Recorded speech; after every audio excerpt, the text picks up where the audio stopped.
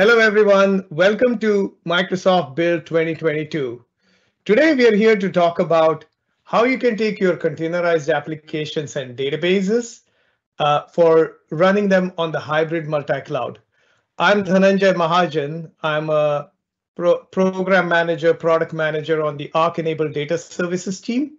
And I'm here with you, bringing in some of the leading experts in Arc platform, in Azure hybrid platform, to talk to you about it. I'll go through some housekeeping and then we'll meet the team and then we'll dive straight into Q&A.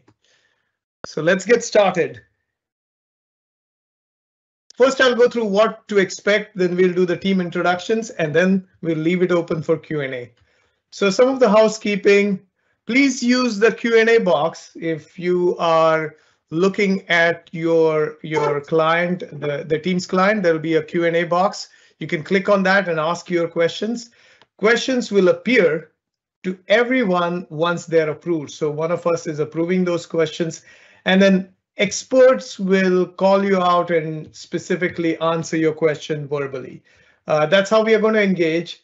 This session is being recorded, so please be kind to everybody and help our moderators. That's me. Don't spam the Q&A. Be kind to me and adhere to the Microsoft Code of Conduct, which you can quickly read here right now, and we'll have questions at the end for you if you've read it.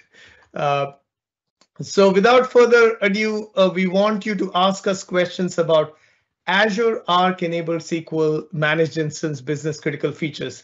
We were just at the breakout session where some of the experts like Travis, Jason, Lior, who is with us today, and Jess had shown you a complete round trip of the Arc platform, containerized applications and data.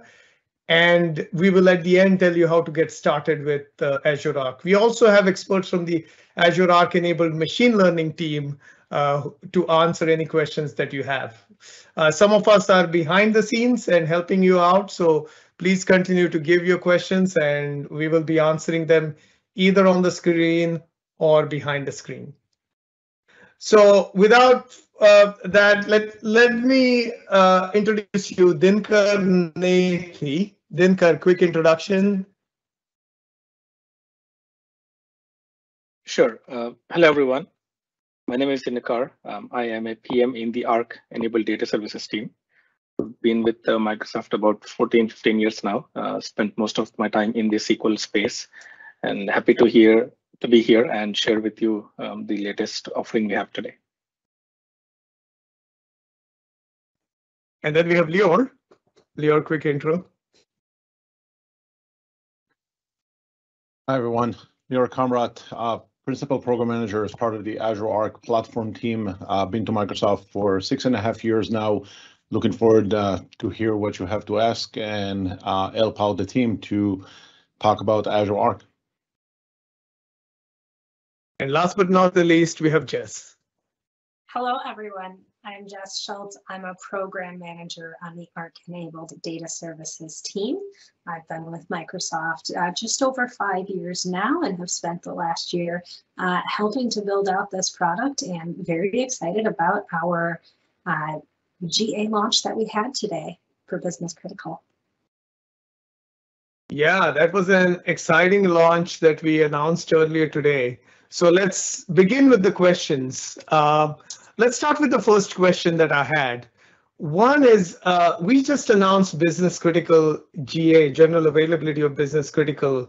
Dinkar, can you explain to us what is this Business Critical release and what is new about the Business Critical release?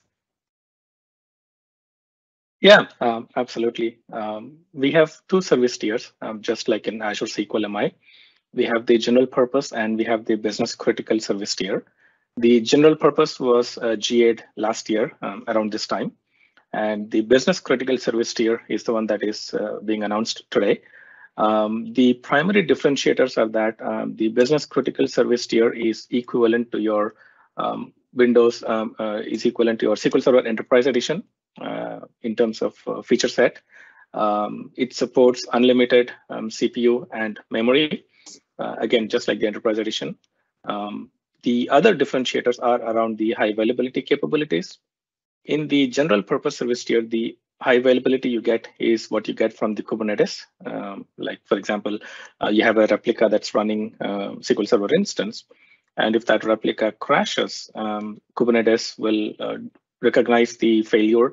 It will stand up a new pod, and your applications will reconnect to this new pod. And while this is happening, there might be like a couple of minutes delay and potentially downtime while the pod is getting spun up. In the business critical service tier, you have the option to deploy either 2 replicas or 3 replicas when you deploy the SQL instance. And these replicas are kept in synchronous replication, so your data is always synchronized to these secondary replicas. And in the same example of the primary instance or pod going down, you have these other 2 replicas that are ready with the latest data, and Kubernetes recognizes that and does its thing just like in the previous analogy. It'll spin up a new pod, attach the storage, redirect your CPU and memory and all that stuff. While that is happening, we also have a HA orchestrator within our product that also recognizes the same failure event, and it will promote one of the secondary replicas to the new primary. And the external service endpoint will now point to this new primary, and your applications will reconnect and get redirected to this new primary. So the backend work of Kubernetes, redeploying the pod, reattaching the storage, and reconfiguring the memory and CPU is all transparent to the application because they're connecting to this new primary, which is available within a few seconds. So which is almost no data loss and very little to minimal downtime. And finally, the other benefit is that given that you have these additional replicas, you can also offload your read workloads to one of these secondary replicas. So your primary can be used primarily for write workloads. Great. So a whole bunch of features that are relating to high availability, disaster recovery. Jess, this one's for you. Are there any major feature differences between Azure SQL Managed Instance and Arc-enabled SQL Managed Instance? Great question. We're trying to follow and match the Azure SQL service as closely as possible. Right now, the only things that are not supported in Arc that are in Azure would be transactional replication and log shipping. There's just some infrastructure differences that we need to work out. Other than that, everything that you are used to being able to use in the engine is there. These can be developer features like any T-SQL that you're used to having, being able to build in-memory OLTP tables, being able to use column store indexes. We also have the same troubleshooting tools that you're familiar with, such as extended events and query store. So we're really enabling the same database engine in Azure and in Arc. Great. Yeah, that's really neat. And a question that has come up, maybe I'll give this to Dinkar as well. I'm not seeing the name, so I apologize. It's coming up as anonymous. So Anonymous is asking, is this high availability capability, Dinkar, that you just talked about, a native SQL Server feature, or is it an Azure Arc feature? Is Azure Arc required for it? Yeah, that's a good question. It's a combination of both. There is a built-in capability in SQL Server that many of you are already familiar with called availability groups. It's been out there since SQL Server 2016, I think. For Arc-enabled SQL MI, we have enhanced that SQL availability groups into what is called contained availability groups. This has been pushed back into the CATE22 product now.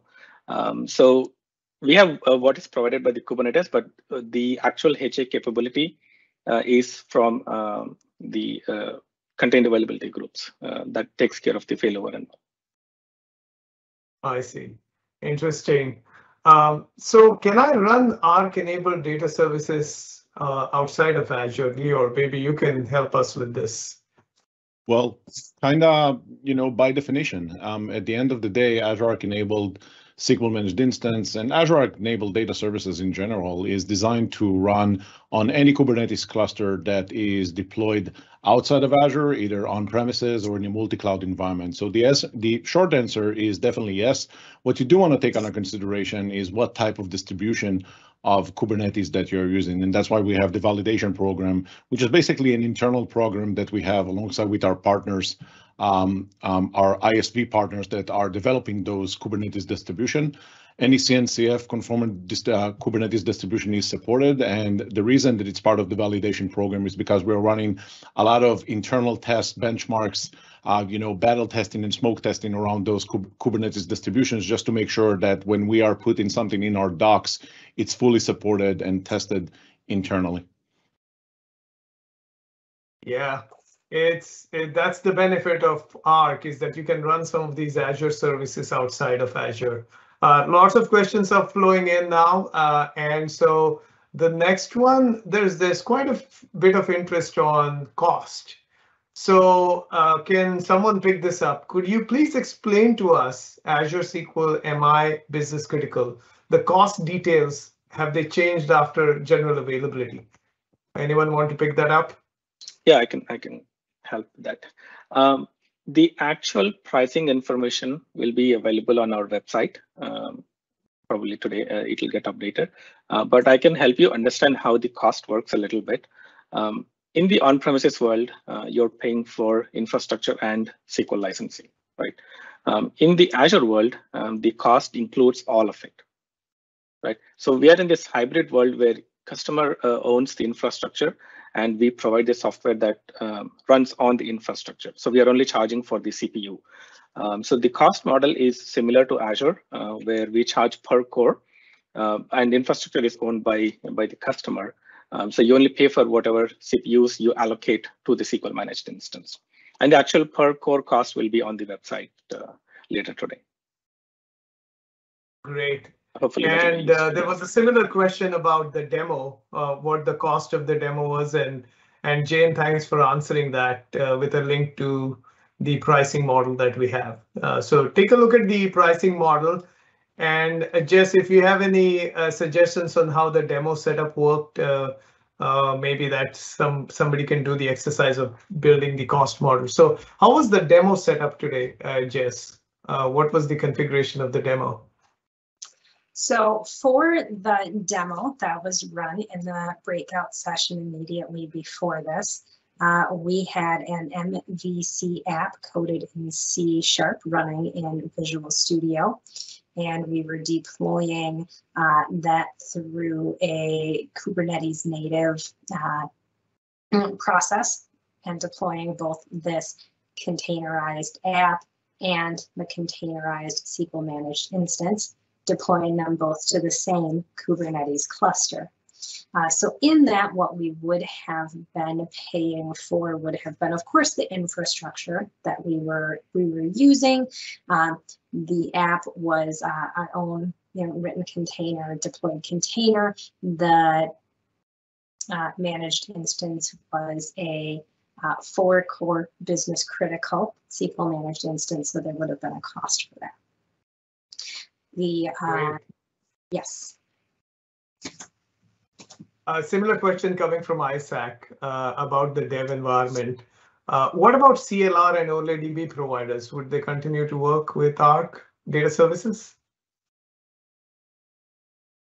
I believe I can answer that. So CLR, or Common Language Runtime, is the ability within the SQL engine to run code. That is limited within Azure due to, the CLR sometimes has security boundaries that we cannot cross in Azure. We have the same limitations in Azure Arc CLR that we do in Azure SQL Managed Instance. And so I believe the capability exists, but it is not as fully functional as it would be in a SQL server on premises. Got it. Got it. A lot of questions about about high availability disaster recovery. So this this one for you, Dinkar. Contained AGs can be run on MS SQL Server 2022 anywhere? This is a SQL Server question, I believe. HA seems to be the theme for this release, interestingly. Yeah, so contained availability groups was, so it used to be availability groups, and we enhanced it to the contained availability groups for Arc SQL MI. And that feature is now also ported back into the box product SQL Server 2022. So if you download the public beta version of SQL 2022, I believe you should be able to set up contained availability groups. Excellent. Outside of Azure Arc. So it's a feature that's available in both. In Azure Arc, we set it up for you by default. If you are using the box product, you can set up contained availability groups. Excellent. Well, another similar one coming in, Andy, or if you want to take this, that's also fine. Can Arc manage replicas for SQL Managed Instance, which could be on Azure? So would you use Arc to manage replicas in Azure? So I'm wondering if the question is referring to a situation when you have AKS as Azure Arc-enabled Kubernetes cluster. And if that's really the case, and I hope that I'm getting this right in terms of the question, definitely. I mean, Azure Arc-enabled Kubernetes can be enabled, or you can, I should take it the vice versa way. AKS can be Azure Arc-enabled Kubernetes cluster. You can onboard it as an Azure Arc-enabled Kubernetes cluster, and Azure Arc-enabled data services can be deployed on top of AKS while that AKS cluster is Arc-enabled. I will say that with the context of AKS, we are kind of looking at this as somewhat of an interesting deployment or architecture. What we are expecting with Azure Arc is that customers will actually gonna Arc-enable Kubernetes clusters that, like I mentioned before, that are outside of Azure, and then bring those into Azure as Azure Arc resources. And as a result, using the different technologies that we have, specifically here, we're talking about Azure Arc-enabled data services in order to deploy those on top of that cluster. So I guess the long answer is yes, but you should really consider your architecture when it comes to whether you want to do this on AKS or you want to do that on an AKS on a Kubernetes cluster that is deployed outside of Azure. The short answer is yes, you can, and it can manage replicas for that matter. Exactly. If I may add, I'm reading that question differently. I think the way I'm reading it is, you have Azure Arc running outside of Azure, and can it manage a SQL instance that is in Azure? If that is the question, then the answer would be no. The SQL managed instances have to be part of the data controller in the same infrastructure where you are running your data controller. We have a feature on our roadmap which will allow you to set up a replication from the SQL managed instance in Azure Arc to SQL managed instance in Azure as a DR feature. But if the question is your data controller is running in an on-premises infrastructure and you want to manage like SQL MI or SQL in a VM in Azure, that is not a valid scenario. So I guess we provided both the yes and the no answers for this one. Depends how you read the question. So yeah. Correct. Yeah. So in short, the general principle is if you have a data controller in a cluster, then it can manage all the replicas, but it can't go off cluster and manage a replica outside that cluster. So as long as if you're running in Azure and all the replicas are within and the data controllers cluster, you're all good. But we have, like Dinkar said, on the roadmap to do cross-cluster replica management so that you have a truly cross-cluster deploy, disaster recovery scenario. So another question coming in. This is, again, primarily SQL Server 2022. When is the preview going to be available on Visual Studio subscriber download portal? Does anybody know when it's going to be available, or I'll push it to those who are on the Q&A session and you can answer it. Yeah, I don't know when it will be available in the download. Yeah, we don't know the exact date, but I'm sure somebody can get back to you. The preview was announced today, so the exact date and time, do keep checking during this week. It should happen sometime this week. Okay, let's go into some developer tool related questions. And this one is for Lior. Is GitOps only limited to Azure Arc-enabled Kubernetes? Well, as of today, no. Basically, we started the GitOps motion with Azure Arc, and then we went with AKS as an extension against our native offering, which is AKS. Today at Build, we announced the general availability of GitOps or the Flux operator with AKS clusters, and obviously this is also supported at GA with Azure Arc-enabled Kubernetes. The big picture here is that, and how customers should think about this type of stuff, is that the extensibility model when it comes to Azure Arc, and specifically with Azure Arc-enabled Kubernetes being the first layer in this game of extensions. Obviously Azure Arc-enabled data services is an extension, GitOps is an extension, and many other extensions that we have. But the things that I want to land here is that the fact that we are bringing the extensibility model to both Azure Arc and AKS. So that's definitely something that we are pushing towards. That's something that you can already see landing with the product. And the reason for that, going back to the origin of Azure Arc, which is unified operations and being non-disruptive when it comes to how do you go by and manage Kubernetes clusters, whether they are deployed in Azure or outside of Azure as Azure Arc-enabled Kubernetes clusters. So GitOps with the Flux operator today available in both AKS and Azure Arc-enabled Kubernetes. Nice. And so just kind of expanding on that, can we developers deploy Arc-enabled SQL Managed Instance using dev tools like Azure DevOps? Definitely. So when you go to deploy your Azure Arc-enabled data services, we offer different methods of doing this.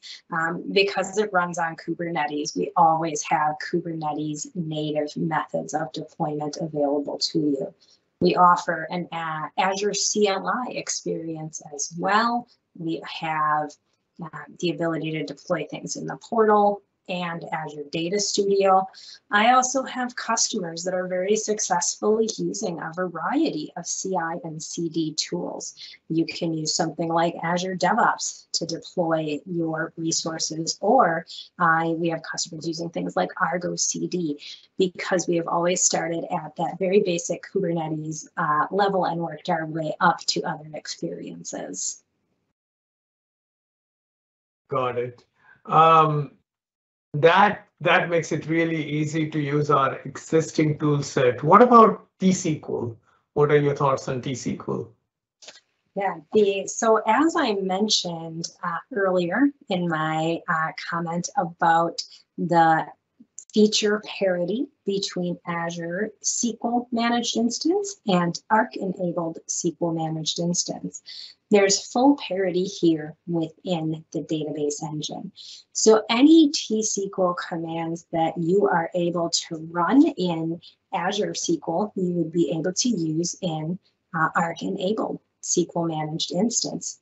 Anything that comes to new, as we begin rolling out new features into Azure, within a month, they're generally available within Arc Managed Instance as well. Great. Now let's go into operating. Anonymous again, I don't see the names, has asked a question. Can I use Arc SQL MI Grafana dashboards to extend to monitor on-premises SQL connected to Arc? So SQL MI Grafana dashboards extended to monitor on-prem SQL connected to Arc. So my guess is this is SQL Server on Arc-enabled servers is what they're saying. Can I use the Grafana dashboards that come with Arc SQL Managed Instance to monitor those? Yeah. So the way it works is when you deploy the data controller, we have built-in metrics and logs collection. So there is a Fluent bit and collect the databases that collect the metrics and logs. And these data sets are pushed into InfluxDB and Elastic databases. And from there, the Grafana and Kibana dashboards read that data from the InfluxDB and Elasticsearch DBs, and then they power the visualizations. So these dashboards are designed to read data from the collection sets that we collect. So if you have on-premises databases like outside of Azure Arc, that data set is not pushed into these InfluxDB and these data sets, right? So short answer is no, you cannot use these dashboards to monitor your non-Arc databases. But the other alternative to this is you can push all of these, like if you have, let's say, logging as a service or metrics as a service, like a central monitoring thing, you can push all of this information data sets from the metrics and logs data dashboards to those central servers and then power visualizations from there. Correct. One question coming from Anon, and we'll go down to the last 2 or 3 questions. And this one is for you, Lior. Arc-enabled data services, the Kubernetes cluster needs to be onboarded to Azure. But is Arc-enabled Kubernetes needed for Arc-enabled data services? The answer is that an yes. Essential component? Yes, this is a mandatory requirement. And to quickly expand on that, the reason that this is a requirement because we're using a mechanism called custom locations. So the way that you want to think about Azure Arc-enabled Kubernetes clusters is a way for you to define your Kubernetes cluster as a deployment location, right? So think of custom locations as Azure regions that you control, basically, and those regions are equal to those Kubernetes clusters. So yes, you do need to Arc-enable that Kubernetes cluster. That will make it available with a custom location, and that custom location that you're going to create, and that custom location will be the deployment target for Azure Arc-enabled data services. So when you're deploying a data service, either SQL or Postgres, you will have to choose that custom location, which will eventually land the pods and the Kubernetes services on top of that Kubernetes cluster. Got it. So one quick question on encryption for you, Dinkar. You know, data is very important to us and protection is important. What capabilities does Arc-enabled data services or SQL MI provide to make sure your data is protected? Yeah, we do support transparent data encryption, which is a built-in encryption feature that's been there in SQL for a long time. There is 2 encryption methods. There is a customer managed encryption, and there is a system managed key, SMK and CMK is what we call it. What is available today is the customer managed key, which means you go in, you create the certificate master key, you create the master key, and then you create the certificate, and then you turn on the encryption at the database level, and then your data is encrypted going forward. And then once you enable encryption on the database, even your backups are encrypted, right? That's the whole point of encryption. The system managed key is featured on our roadmap. It will come later, but the TDE, the customer managed TDE is available today. And last question for you quickly, Lior. Many of our database folks are not familiar with Kubernetes. So in order to get started with Arc and Arc for Kubernetes and also Arc-enabled SQL Managed Instance, are there any resources for our developers that you can share? Yeah, besides the fact that we're developing some things that will make those available in the future around how to bring closer the DBA world and the Kubernetes admin world, those 2 worlds are going to mesh together when it comes to Azure Arc-enabled Kubernetes and data services.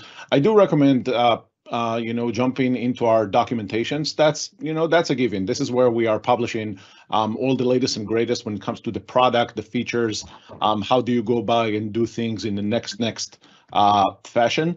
And also the Azure Arc Jumpstart. As of today, specifically with Azure Arc-enabled data services, we have more than 25 automated scenarios when it comes to Azure Arc-enabled data services, including the latest one that we published around Red Hat OpenShift, Cluster API, and other integration that we have with Azure DevOps. So again, a breadth of information that you can find in the Azure Arc Jumpstart. Everything is automated for you. And obviously feel free to reach out if you have more questions. The project is an open source project, so everything is available in our website. Great, thanks a lot, Lior. And we had a great half an hour quick session. Thank you all of you for joining this Ask the Expert session. Thanks to the experts, Jess, Dinkar, and Lior, and all the people also who, like Jane and others, who answered questions in the background. And we really appreciate your time. We want to make this very useful for you. Please go to Microsoft Build Evals, finish your and submit your evaluations, and enjoy the rest of Microsoft Build 2022. Thank you and stay safe.